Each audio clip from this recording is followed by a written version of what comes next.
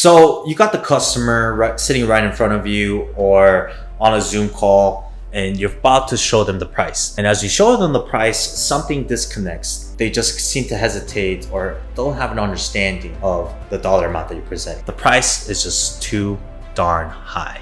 Welcome to this video. My name is Bumu. I'm going to talk about on this objection when the price is too high or is too expensive. Mainly the reasons why this occurs, this objection, is because they don't see the value of the dollar, right? The value proposition and the dollar amount does not match. You're trying to give a 100 grand presentation and it doesn't match the value that they see. Basically, one of the things that I always see when it comes to sales professionals, what they do is they haven't gone through the whole step. They haven't gone through A to Z, or they haven't answered all the objections. You have that clientele that just doesn't understand what the features and benefits fully is about the program. And so the dollar amount doesn't match. Really true good professionals, what they do is build the value so high, go to A to Z so good, that a $50,000 price tag, if that's what you're selling, sales rep gave a 100 grand presentation, which basically means the product seems about 100 grand or above that price point. The real price tag of the product is less than.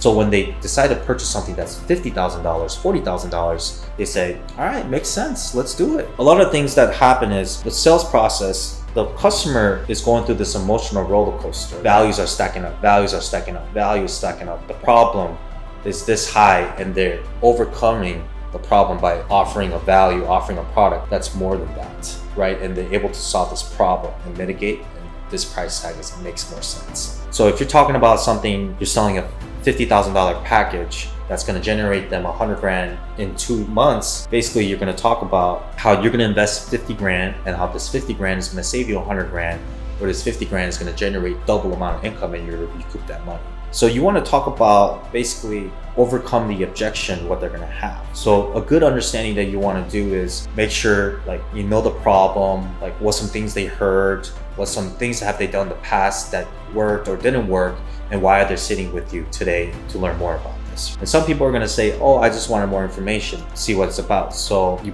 want to be really upfront and take control, right? It's always good to be in the driver's seat, which basically be the one in control. So I want to get an understanding of Joseph. It doesn't seem like you seem like a person who's going to take their spare time and just gather information, go on calls randomly just to book and just kill time. What will be the main reason why you'll be here today, just so I can make our time effective? And what are you looking for? What are some of the goals that you have? So I can tailor it more to yourself. The person has a better understanding what it's about, and you can tailor the conversation to them. Some of the sales professionals, what they do is just focus on the product too much. They don't focus on the problem, right? Or the customer in front of them. A lot of these trainings that they do is just focus on the product and focusing on the objection of what do you need to think about? I got to talk to my spouse, rather than that adding value, building value to the product. Let's just say you did a perfect presentation or went to A to Z and know that you're confident that you went over everything, right? And there's going to still be those people who are going to penny pinch. It's just a matter of fact that's going to come up, right? So let's play that scenario right away, right? The price is just too expensive, and you're going to acknowledge it, right? Felt and found, and you're going to say, I understand that you might feel like the product is really expensive. What are you comparing that to? Just zip and let them talk. Well, I'm comparing to this and this. Well, I'm not really comparing to anything. It just seems really, really high. Okay. How much do you think it was going to be? How much are you willing to invest out of the $50,000 or whatever the price tag is? How much are you willing to put down today and cover the rest of the payment if you can fulfill all of that? Is it the question of value, or is it the question of price? You want to isolate the objection, find out what the true thing that's holding them back. What are they seeing that you're not seeing, right? Because all you're doing is changing their belief. You're just here and you're here, and making them come to your belief, get an understanding of where you're standing when it comes to your conviction, and comes to your understanding of the product and how it works, and why so many other people have seen success when it comes to the product, right? And the one who's always going to win is the customer. The customer always has control, right? So the only thing that you can really do is just really build a great value, get a better understanding of their objection. Okay, other than price, was there anything else that was keeping you from moving forward today? Well, there's also something this. Okay, so other than that, was there anything else that was going to keep you from moving forward?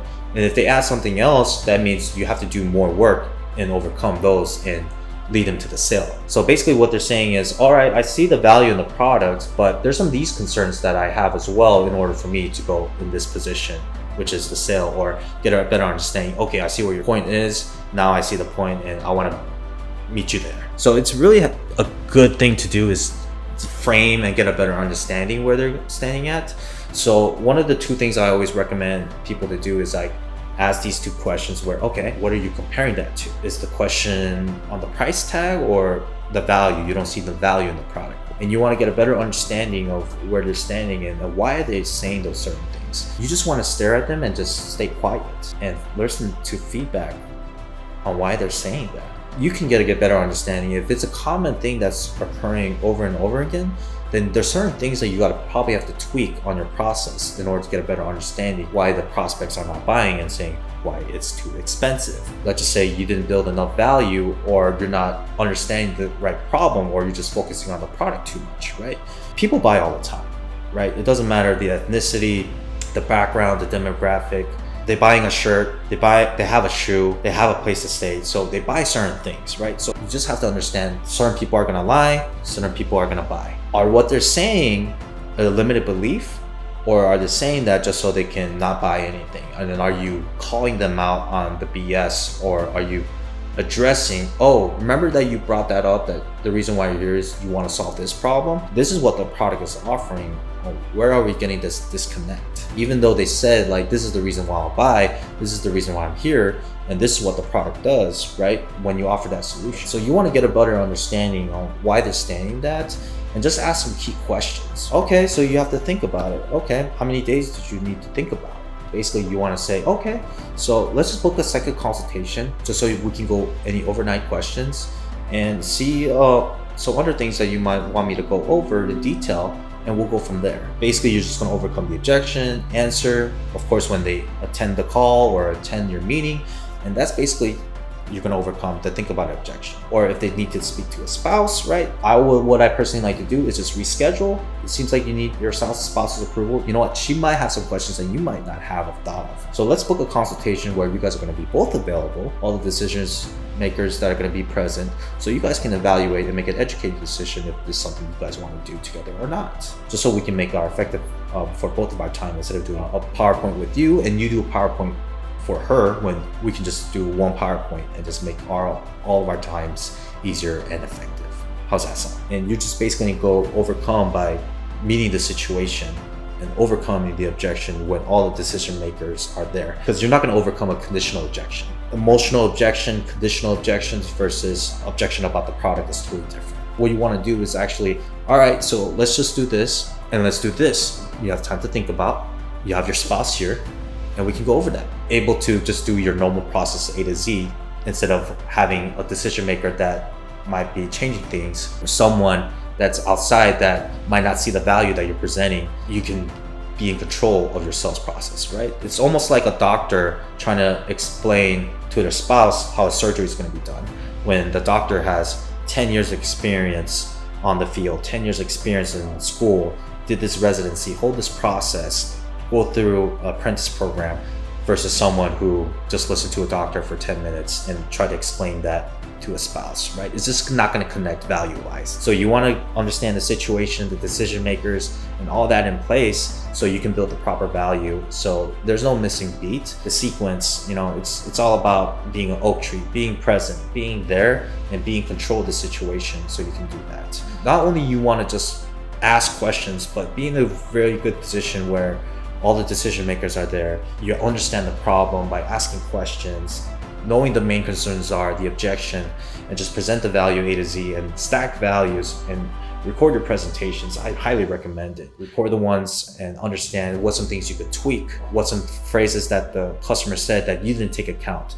How could you overcome that better? 80% of the objections that you hear is going to be pretty much the same. So master those 80% of the objections the proper way, the body language, the tonality, and how other top reps are presenting it and how you would implement it in your way as well, and get a better understanding of the 20%, like the outliers. I got to speak to my spouse, I got to think about it, able to control the situation, adjust to the situations so you can be the expert and tell them why so many people are buying and willing to spend that dollar amount, and you can build more clients and get more sales and become a better professional yourself. So if you guys like video like this, give it a like, subscribe, and I'll see you guys in the next video. Peace.